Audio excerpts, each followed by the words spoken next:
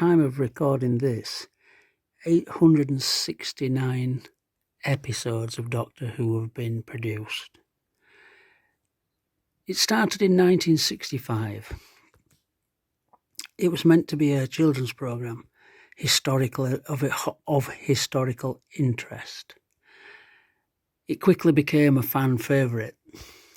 There have been 13 incarnations of the Doctor. That's David Tennant there, by the way. Peter Davison, John Pertwee, etc. Tom Baker. My first Doctor Who, if you will, really was John Pertwee. Now, we knew John Pertwee as a kind of comedy actor from series like The Navy Lark and so on. And he was cast to play the Doctor.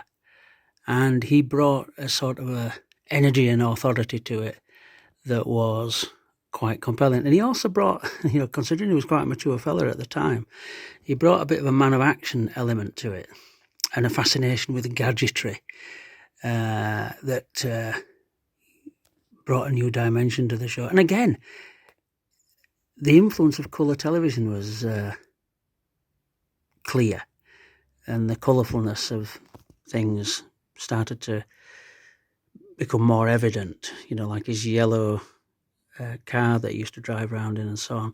I think some of it was taken a bit too far, but then again, like his dress sense was good, and, like he had a bit of a swashbuckling side to him that I enjoyed.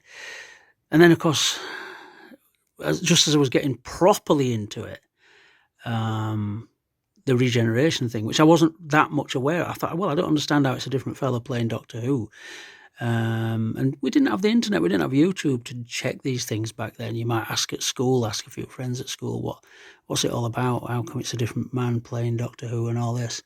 And this idea of the regeneration, oh, right, okay. So it's the same fella, it's the same guy. He looks different, speaks differently, and so on. So that was a new dimension to me at the time. Of course, one of the perennial enemies of the Doctor has been the Daleks.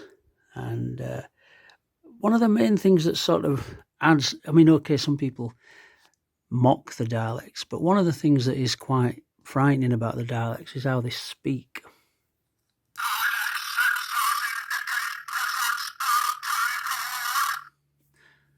They're sort of a bit frightening, aren't they? Listen to him. That's the sound of his weapon going off. And again, they were quite dangerous, quite threatening. Let's have one more.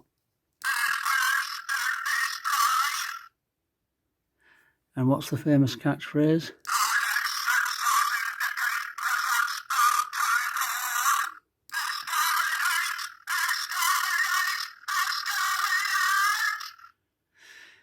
Yeah, you wouldn't want him as your bank manager, would you?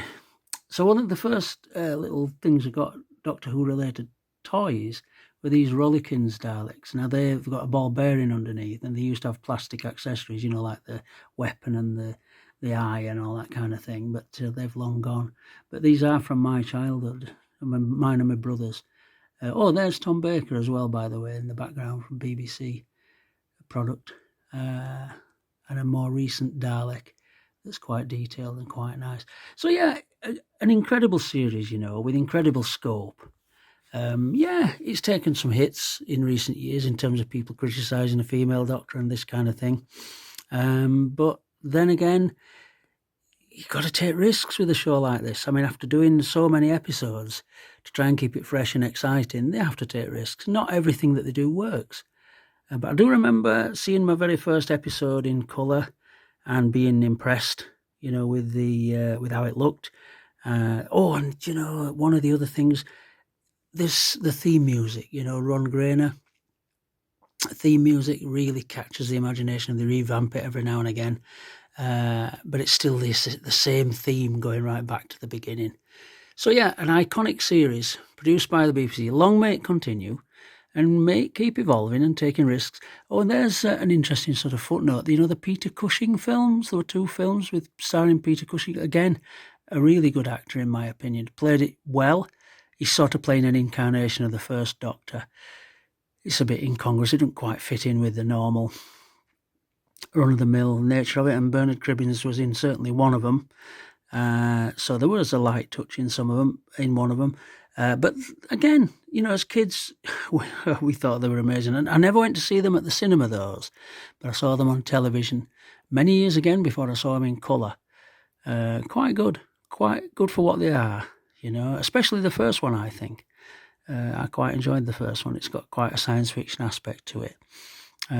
Second one, bit dystopian, bit less enjoyable to me. But each has their own opinion. You may have a different opinion. So if you watch these shows, and by all means make a comment, see what your recollections are. You know, the old hiding behind the sofa. Were you scared? Were you scared of the Daleks? Was it the Cybermen that really scared you? Was it the Master? You know, played by several different people, but another Time Lord, renegade kind of Time Lord. You know, what did you like about it? What did you not like about it? I mean, I'd like to keep everything as positive as possible. What did you like most about it? I'd be more happy to hear. But hope you enjoyed it. Definitely a television treasure, and long that needs to be preserved and kept going. Shall we leave the last word to the Dalek, or shall we enjoy the peace and quiet of him keeping his mouth shut? Well, I say a mouth. He doesn't really have a mouth, does he? But there he is. Yeah, so keep following what we're doing. I keep buying different bits and pieces to add to what I show you. Not everybody's got access to all these things. I always try and get them at a bargain price.